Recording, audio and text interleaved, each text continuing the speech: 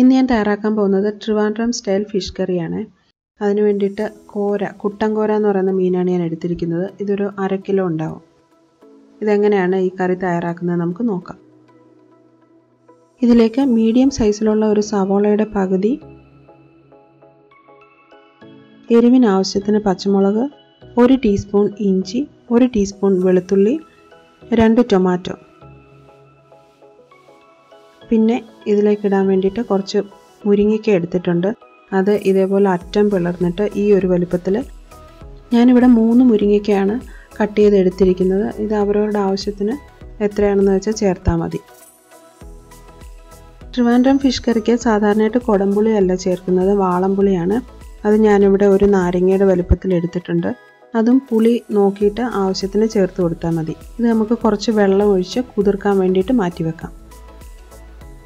ഇനി ഒരു ഉരുളി അടുപ്പിൽ വെച്ചിട്ട് ചൂടാകുമ്പോൾ അതിലേക്ക് 1.5 ടേബിൾ സ്പൂൺ വെളിച്ചെണ്ണ ഒഴിച്ചു കൊടുത്തിട്ടുണ്ട്. എണ്ണ ചൂടായിട്ടുണ്ട്. ഇതിലേക്ക് നമ്മൾ എടുത്തു വെച്ചിരിക്കുന്ന ഇഞ്ചി, വെളുത്തുള്ളി, സവോള, പച്ചമുളക് ഇത്രയും ചേർത്തിട്ട് നന്നായിട്ടൊന്ന് വഴറ്റിയെടുക്കാം. പച്ചമുളകും മുളക് പൊടിയും എല്ലാം കൂടെ ചേരുമ്പോൾ ഒരുപാട് എരിവായിട്ട് വരത്തില്ല. നമ്മൾ ഇതിലേക്ക് മുരിങ്ങയ്ക്കയും തക്കാളിയും തേങ്ങ അരച്ചതൊക്കെ ചേർക്കുമ്പോഴത്തേക്ക് എരിവ് കറക്റ്റായിട്ട് തന്നെ നിൽക്കും. സാധാരണയായിട്ട് നമ്മൾ ചോറിന് ഫിഷ് ഐറ്റംസ് ഉണ്ടാക്കുമ്പോൾ അതിൻ്റെ കൂടെ ഒരു ഒഴിച്ചുകറി കൂടി ഉണ്ടാക്കാറുണ്ട്. ഈ മീൻ കറി വെക്കുമ്പോൾ അങ്ങനെ 2 കറിയായിട്ട് വെക്കേണ്ട കാര്യമില്ല. കാരണം നമ്മളിത് ഒരു പച്ചക്കറിയും മീൻ കറിയും കൂടെ ചേർന്നിട്ടുള്ള ഒരു 2 in 1 കറിയായിട്ട് നമുക്കിത് ഉപയോഗിക്കാം. ഇപ്പോൾ സവോളയും പച്ചമുളകും ഒക്കെ നന്നായിട്ട് വഴന്നിട്ടുണ്ട്. ഇനി ഇതിലേക്ക് ഒരു 3/4 ടീസ്പൂൺ മഞ്ഞൾപ്പൊടി ചേർത്ത് കൊടുക്കാം. 2 ടീസ്പൂൺ മുളക് പൊടി,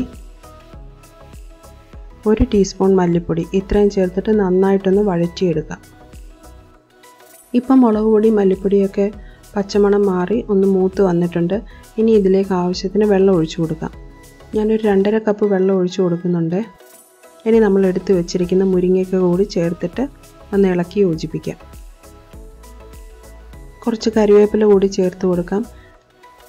ഇനി നമുക്ക് ഇതൊന്ന് അടച്ചു വെച്ച് വേവിക്കാം. ഈ സമയത്ത് നമുക്ക് ഇതിലേക്ക് ആവശ്യമായിട്ടുള്ള അരപ്പ് തയ്യാറാക്കാം. ഈ മീൻകറിക്ക് ആവശ്യമായിട്ടുള്ള അരപ്പ് തയ്യാറാക്കുന്നതിന് വേണ്ടി ഒരു മിക്സിയുടെ ജാറിലേക്ക് ഒരു തേങ്ങയുടെ പകുതി ചിരകിയതും 2-3 ചുവന്നുള്ളിയും ചേർത്തിട്ട് ആവശ്യത്തിന് വെള്ളവും ഒഴിച്ച് ഒന്ന് പേസ്റ്റ് പോലെ അരച്ചെടുക്കുന്നുണ്ട്. ഇപ്പോൾ 2-3 മിനിറ്റ് ആയിട്ടുണ്ട്. ഇനി നമുക്കിതൊന്ന് തുറന്നു നോക്കാം. ഇപ്പം മുരിങ്ങയ്ക്ക് ഒരു പകുതി വേഗമായിട്ടുണ്ട്. ഇനി നമുക്ക് എടുത്ത് വെച്ചിരിക്കുന്ന പുളി കൂടി ചേർത്ത് കൊടുക്കാം. മുരിങ്ങയ്ക്ക് കുറച്ച് വേഗമുള്ള കൂട്ടത്തിലാണ്, അതുകൊണ്ട് നമ്മൾ ആദ്യമേ പുളി ചേർക്കാഞ്ഞത്.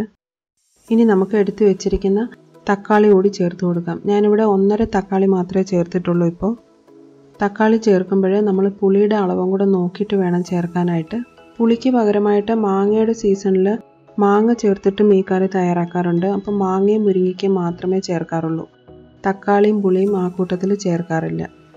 ഇനി നമുക്ക് കഴുകി വൃത്തിയാക്കി വെച്ചിരിക്കുന്ന മീൻ കൂടി ചേർത്ത് കൊടുക്കാം.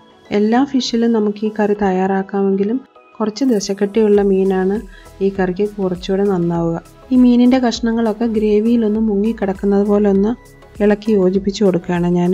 ഈ മീൻ കുറച്ച് ദശക്കട്ടി ഉള്ളതായതുകൊണ്ടും ഇട്ട ഉടനെ ആയതുകൊണ്ടാണ് ഞാൻ ഇളക്കുന്നത്. ഇത് മീൻ വെന്തതിന് ശേഷം നമ്മളിങ്ങനെ തവിയിട്ട് ഇളക്കാൻ പാടില്ലേ. ഈ സമയത്ത് ഇതിൻ്റെ ഉപ്പും പുളിയൊക്കെ നോക്കിയിട്ട് കുറവുണ്ടെന്നുണ്ടെങ്കിൽ ചേർത്ത് കൊടുക്കണേ.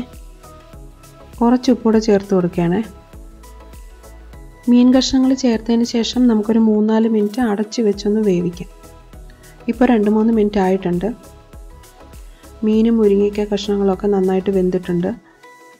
ഇനി നമുക്ക് അരച്ച് വെച്ചിരിക്കുന്ന അരപ്പ് കൂടി ചേർത്ത് കൊടുക്കാം. മിക്സിയുടെ ജാറിലേക്ക് കുറച്ച് വെള്ളം കൂടെ ചേർത്ത് കൊടുക്കുന്നുണ്ട്. ഇനി ഈ തേങ്ങയുടെ അരപ്പ് കറിയുടെ എല്ലാ ഭാഗത്തും വരത്തക്കതുപോലെ ഈ പാത്രം ഒന്ന് ചുറ്റിച്ചു കൊടുക്കാം. ഇനി ഞാൻ തവി കൊണ്ട് ഈ പാത്രത്തിൻ്റെ നടുഭാഗം മാത്രമായിട്ടൊന്ന് ഇളക്കി കൊടുക്കുകയാണ്. അവിടെ മീനിൻ്റെ കഷ്ണങ്ങളൊന്നും ഇല്ലയെന്ന് ഉറപ്പ് വരുത്തിയിട്ട് വേണം നമ്മളിങ്ങനെ ഇളക്കാനായിട്ട്. അരപ്പ് ചേർത്തതിന് ശേഷം ഒരു 2-3 മിനിറ്റ് കൂടെ ലോ ഫ്ലെയിമിൽ കുക്ക് ചെയ്യാം. ഇത്ര സമയം നമ്മൾ മീഡിയം ഫ്ലെയിമിലായിരുന്നു കുക്ക് ചെയ്തുകൊണ്ടിരുന്നത്. കുറച്ച് പുളി കുറവുണ്ട്, ഞാൻ കുറച്ച് പുളിയും കൂടെ ചേർത്ത് കൊടുക്കുകയാണ്. ഇപ്പം നമ്മൾ അരപ്പൊക്കെ ചേർത്തിട്ട് 2-3 മിനിറ്റും കൂടെ ചെറിയ തീയിൽ കറി തിളച്ചിട്ടുണ്ട്.